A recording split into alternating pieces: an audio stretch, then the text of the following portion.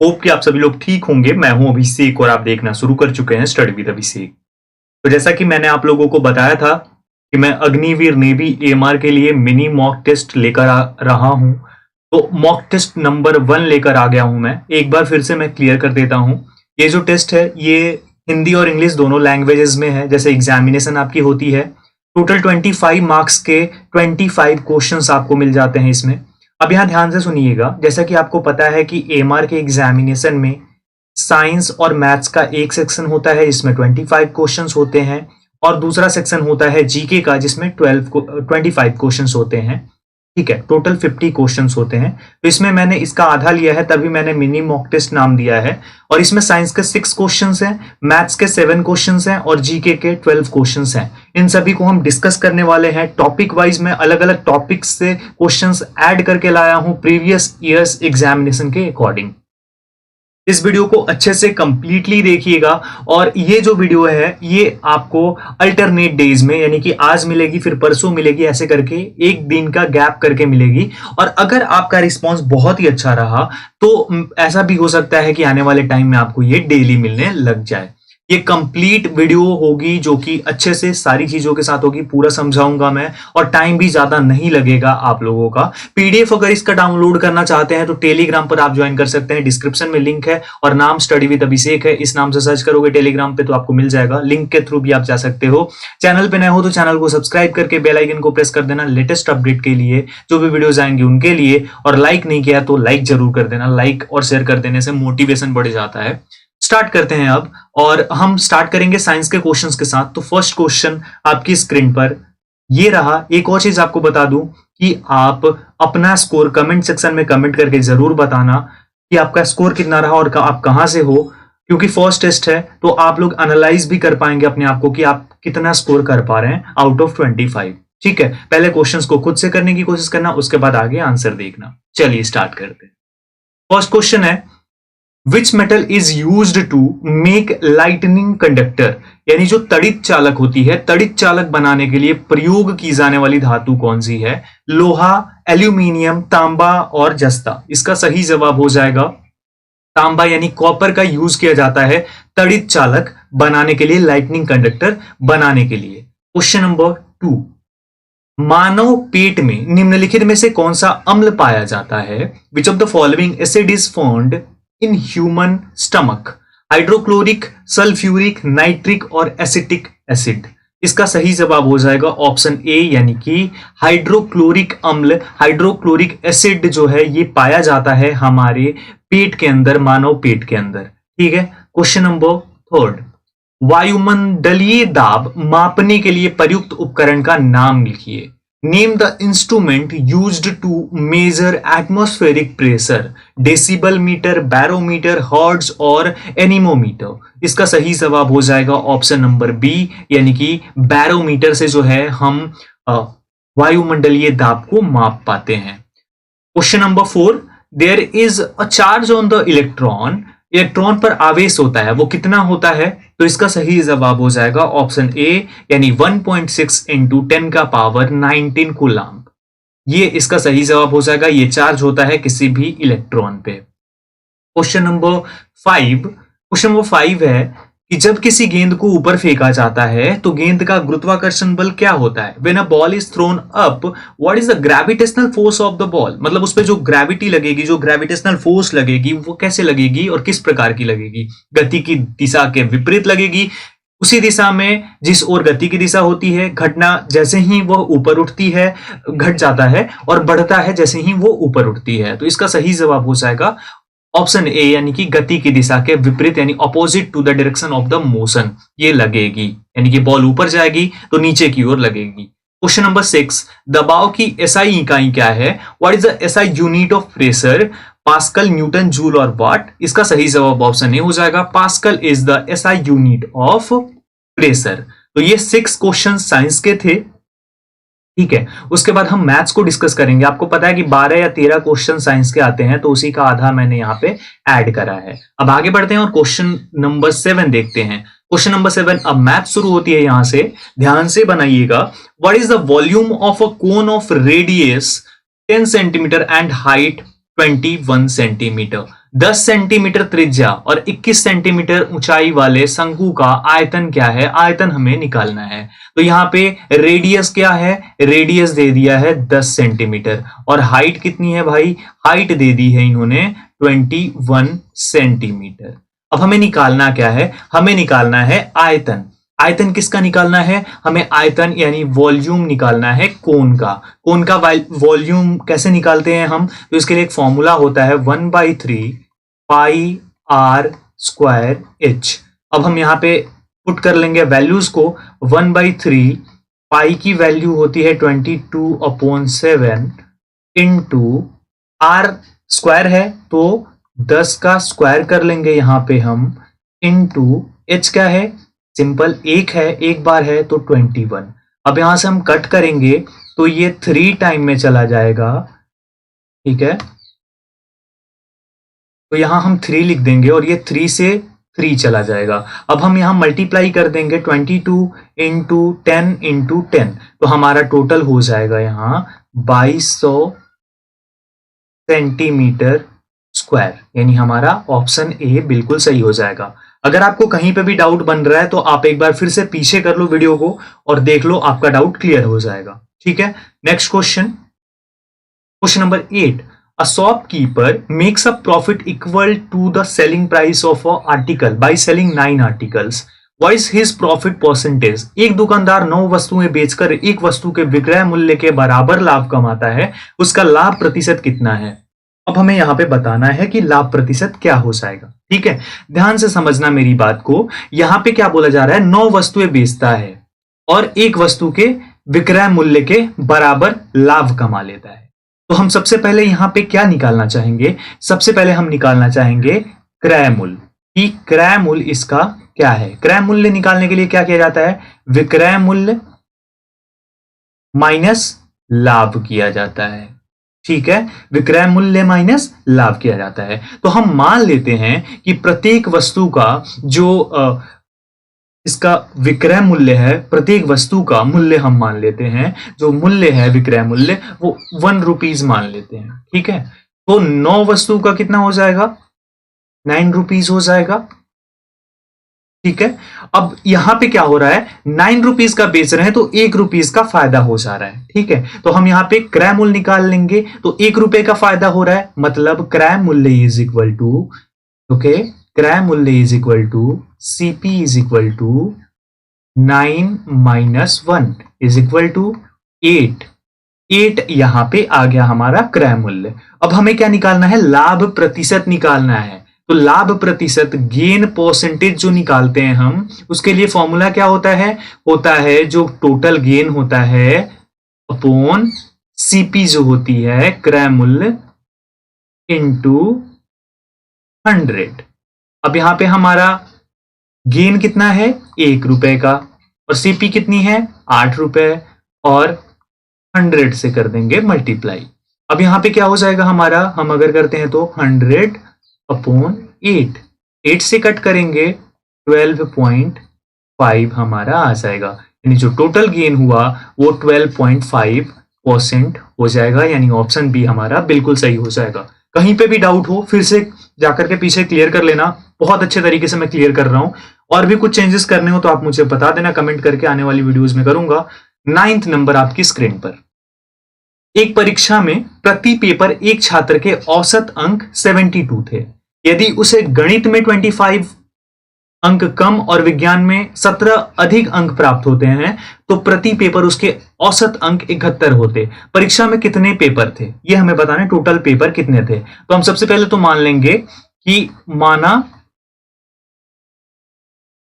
Total paper is equal to n, okay, हमने ये मान लिया यहां पे। अब हमें क्या करना है, आगे हम देखते हैं। माना टोटल पेपर n हो गया हमारा, तो औसत अंकों में जो चेंजेस हो रहे हैं वो क्या हो रहा है, वो पहले तो 72 था लेकिन वो 71 हो जाता है अगर ये चेंजेस होते हैं तो हम क्या कर देंगे 71 माइनस 1, ये औसत अंक 71 माइनस 72, यहाँ पे औसत अंकों में चेंज हो गया -1, यही चेंज हो रहा है ना यहाँ पे।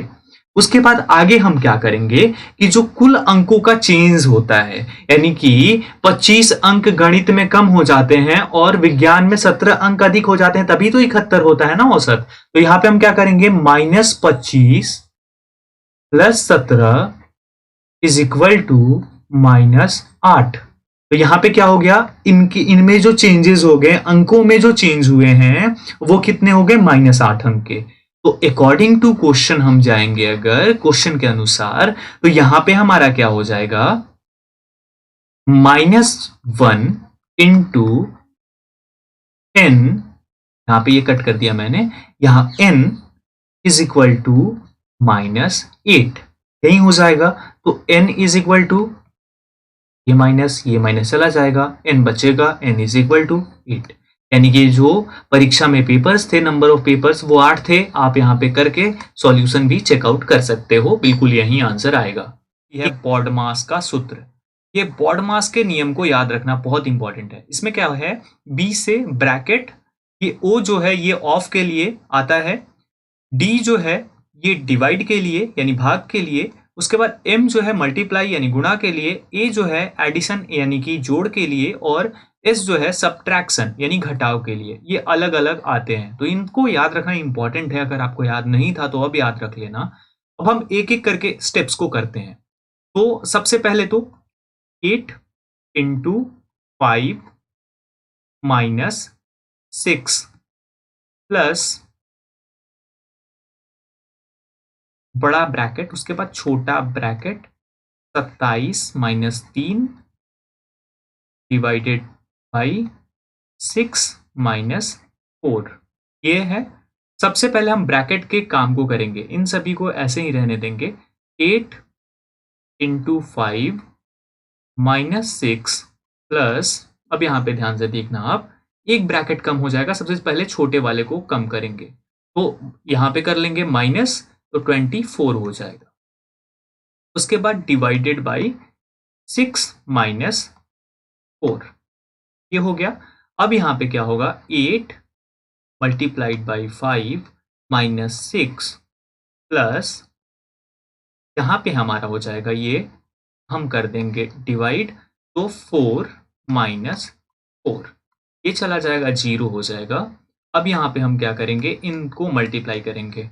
पहले ब्रैकेट का कार्य हो गया, उसके बाद हम करेंगे ऑफ यहाँ पे है नहीं, यहाँ पे क्या है, मल्टीप्लाई है। उसके बाद डिवाइड करते हैं तब मल्टीप्लाई करते हैं, तो डिवाइड का भी कार्य हो गया। अब हम यहाँ पे मल्टीप्लाई करेंगे, इन दोनों को भी ऐसे ही छोड़ देते हैं, माइनस करना है तो आप कर भी सकते हो। तो यहाँ पे हम मल्टीप्लाई कर देते हैं, तो 40 हो जाता है -6। अगर यहाँ पे ऐसे रखोगे भी तो कोई दिक्कत नहीं है, 4, और यहाँ पे ये वाला भी 4 रखोगे तो सेम ही आएगा। अब प्लस वालों को ऐड करोगे तो देख लो, ये 4 प्लस वाला है और ये 40 प्लस वाला है, यहाँ प्लस छिपा होता है, पता है आपको। 44 हो गया ये, और माइनस वाले को ऐड कर देंगे तो 10 हो गया, इज इक्वल टू 34। हमारा आंसर आ गया, ऑप्शन ए इसका सही जवाब हो जाएगा। The wall in 10 days, how many women are required to complete the same work in 2 days? यानी कि 20 महिलाएं एक दीवार को 10 दिनों में बना सकती हैं, समान कार्य को 2 दिनों में पूर्ण करने के लिए कितनी महिलाओं की आवश्यकता होगी? तो सपोज कोई दीवार बनाई जा रही है, वहां पे 20 महिलाएं 10 दिनों में उस दीवार को खड़ी कर देती हैं, ऐसा बोलती हैं। अगर उस व्यक्ति को, जिसकी वो दीवार है, उसे 2 दिनों में उसे पूर्ण कराना हो, तो उसे कितनी महिलाओं की आवश्यकता होगी? समझ गए क्वेश्चन को? अब ये बहुत ही इजी तरीके से हम सॉल्व कर सकते हैं। इसके लिए एक फॉर्मूला होता है, वो क्या होता है, W1 into D1 is equal to W2 into D2। अब इसे हम कैसे करेंगे, W1 मतलब पहली जो महिलाएं थी वो कितनी थी, 20, यहां पे हम 20 रख लेंगे। D1 यानी कि डेज कितने थे, पहले कार्य कितने थे, यहां पे 10 दिन, 20 महिलाएं 10 दिनों में पूर्ण करती हैं। W2 यानी कि कितनी महिलाएं जो हैं वो पूर्ण कर देंगी, मतलब 2 दिनों में पूर्ण करने के लिए कितनी महिलाएं लगेंगी। तो यहाँ पे W2 हमें मालूम नहीं है, हमें पता लगाना है, और D2 कितना है, 2 दिन, 2 दिन में हमें इस कार्य को करना है। तो हम क्या करेंगे, इधर कर देंगे W2 is equal to 20 into 10 divided by 2, यहां से हम कट करेंगे तो ये 10 टाइम में चला जाएगा, और आ जाएगा हमारा 100, यानी कि W2 हो गया हमारा 100, यानी 100 महिलाएं उसी सेम कार्य को 2 दिनों में पूर्ण कर सकती हैं। In 16 days, if 24 men are employed, in how many days will the work be completed? 15 आदमी एक कार्य को 16 दिनों में पूरा करते हैं। यदि 24 आदमी काम में लिए जाते हैं तो वह कार्य कितने दिनों में पूरा होगा? तो यहाँ पे क्या है, W1 क्या है, 1 है, यानी वर्क 1 क्या है, 1 है। W2 क्या है, वर्क 2 क्या है, 1 ही है, समान कार्य है, मतलब दोनों टाइम में। अब यहाँ पे अगर हम बात करें M1 कितना है, मेन है, तो यहाँ पे M1 हमारा कितना हो जाएगा, M1 इज इक्वल टू 15, यानी कि पहली बार 15 आदमी, और कार्य को पूरा करने में कितने दिन लेते हैं, यानी D1 कितना है हमारा, तो D1 यहाँ पे 16 दिन। अब यहाँ पे क्या है, 24 आदमी, यानी कि M2 यहाँ पे दिया हुआ है। पिछले क्वेश्चन में M2 सॉरी W2 नहीं दिया गया था, तो यहाँ पे M2 दिया गया है 24। हमें निकालना क्या है, D2 निकालना है कि कितने दिन लगेंगे, यही निकालना है ना। तो हम क्या करेंगे, M1 into D1 on W1 equal to M2 into D2 on W2। ऐसे भी करके सॉल्व कर सकते हैं आप, ये मैं बता देता हूं कि आप ये ना बोलो कि ये हमें पता नहीं था। तो ये दोनों सेम ही है, तो इनका कोई वैल्यू है नहीं, यहाँ पे हम सिर्फ वैल्यू पुट करेंगे इनकी। तो M1 के लिए यहाँ पे वैल्यू अगर पुट करते हैं हम, यहाँ पे अगर हम वैल्यू पुट करते हैं M1 की तो 15 हो जाएगा। यहाँ पे कर रहा हूँ, थोड़ा स्पेस कम है। 15 इंटू D1 कितना है 16 इज इक्वल टू M2 कितना है हमारा 24 है, और D2 कितना रखा गया है, D2 यहाँ पे पता नहीं है, D2 निकालना है।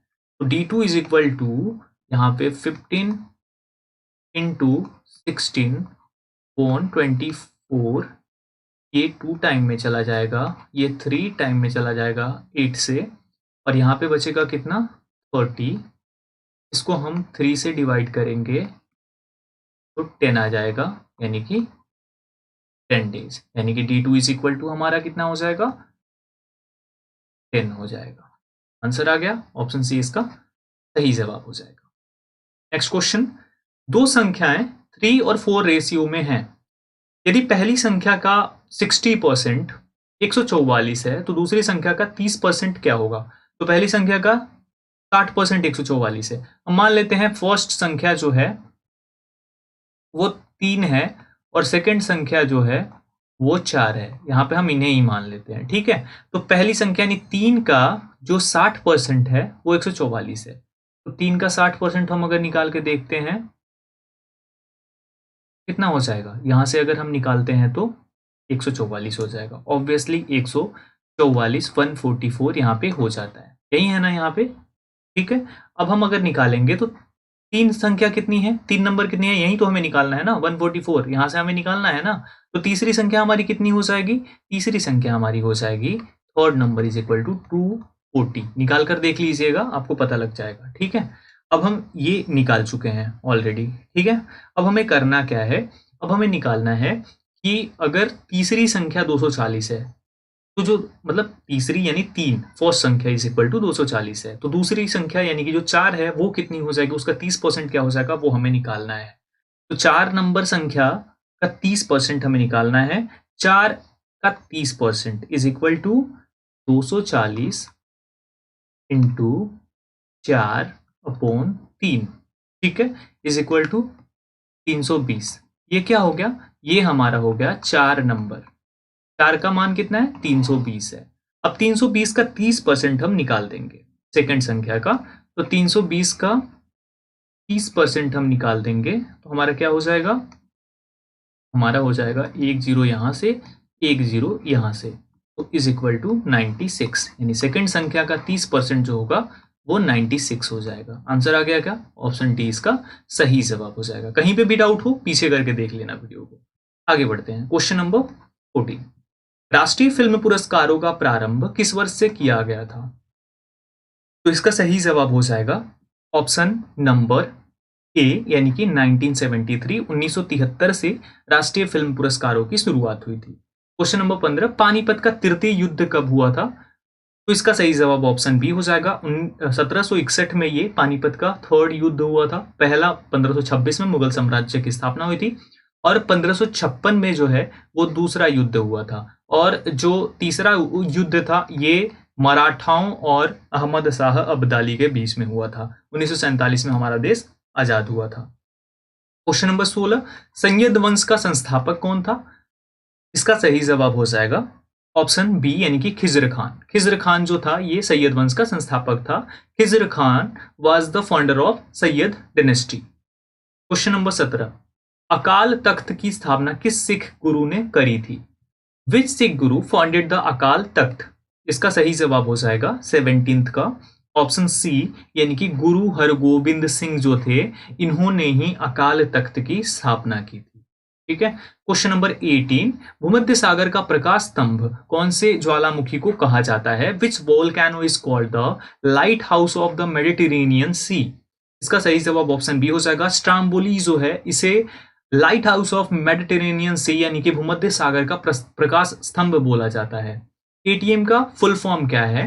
तो इसका सही जवाब हो जाएगा ऑटोमेटेड टेलर मशीन। ये जो है ये एटीएम का फुल फॉर्म हो जाता है। क्वेश्चन नंबर 20, सुनामी नाम किससे संबंधित है? इसका सही जवाब हो जाएगा ऑप्शन नंबर सी यानी कि समुद्री भूकंप यानी कि अंडर सी अर्थक्वेक जो आता है उससे संबंधित है। सुनामी में दो वर्ड्स हैं, सुनामी, सुनामी, और ये एक जापानीज वर्ड है सुनामी। ओके, तो ये आप लोग ध्यान रखिएगा। आगे बढ़ते हैं 21, निम्नलिखित में से कौन सा मुगल शासक अशिक्षित था? Which of the following Mughal rulers was illiterate? Shah Jahan, Aurangzeb, Akbar और जहांगीर। इसका सही जवाब ऑप्शन सी हो जाएगा। अकबर जो था ये इलिटरेट था, ये अशिक्षित था, ये पढ़ा लिखा नहीं था। Question number 22, which of the following Indian was given a special Oscar award? निम्नलिखित में से किस भारतीय को विशेष ऑस्कर पुरस्कार दिया गया था? भानु अथैया, सत्यजीत रे, मीरा नायर और जीपी सिप्पी। इसका सही जवाब ऑप्शन बी हो जाएगा। सत्यजीत रे को जो है ये ऑस्कर का विशेष पुरस्कार दिया गया था। ठीक है, लाइफ टाइम अचीवमेंट के नाम से जिसे जाना जाता है, लाइफ टाइम अचीवमेंट बोला जाता है, वो दिया गया था। और पहला ऑस्कर भानु अथैया पहले भारतीय बनी जिन्होंने की पहला ऑस्कर पुरस्कार जीता। 23, गोल गुंबज कहां स्थित है? वेयर इज गोल गुंबज लोकेटेड? इसका सही जवाब हो जाएगा ऑप्शन नंबर डी यानी कि कर्नाटक। कर्नाटका में जो है ये गोल गुंबज अवस्थित है। क्वेश्चन नंबर 24, अंटार्कटिका की खोज किसने की थी? Who discovered Antarctica? James Cook, Frederick मिसर और जॉर्ज क्रम, क्रिस्टोफर कोलंबस। इसका सही जवाब हो जाएगा ऑप्शन ए यानी जेम्स कुक ने अंटार्कटिका की खोज की थी। क्वेश्चन नंबर 25, स्वतंत्र भारत के पहले मुख्य न्यायाधीश कौन थे? Who was the first chief justice of independent India? बिजन कुमार मुखर्जी, नीलम संजीव रेड्डी, गणेश वासुदेव मावलंकर, हरिलाल जे किशुनदास कानिया। इसका सही जवाब ऑप्शन डी हो जाएगा। हरिलाल जे किशुनदास कानिया यानी एच.जे. कानिया जिन्हें बोला जाता है, ये भारत के स्वतंत्र भारत के पहले मुख्य न्यायाधीश थे। याद रखिएगा। अभी आप लोगों को एक टास्क दे देता हूं, कमेंट सेक्शन में कमेंट करके अपना स्कोर बताना है आपको और एकदम ऑनेस्टली बताना है। और उसके बाद आप कहाँ से हो, आपको अपना स्टेट बताना है और आपको इस सवाल का जवाब भी बताना है। वो जवाब ये कि अभी प्रेजेंट में हमारे CJI chief justice of India कौन है, ये आपको बताना है। तो तीनों चीज़ों को बताना जरूर। PDF नोट्स अपडेट्स के लिए टेलीग्राम पर ज्वाइन कर सकते हैं आप लोग। और साथ ही साथ thank you for watching. Don't forget to subscribe, like, share and comment. Like और शेयर जरूर कर देना, कमेंट भी करके बताना कि और ज़्यादा क्या इंप्रूवमेंट चाहते हैं आप लोग और किस टाइप की वीडियोस आप चाहते हैं। और बस अभी के लिए इतना ही। सपोर्ट करो, सब्सक्राइब करो। Thank you so much everyone. अपना ख्याल रखो, सबका ख्याल रखो। जय हिंद।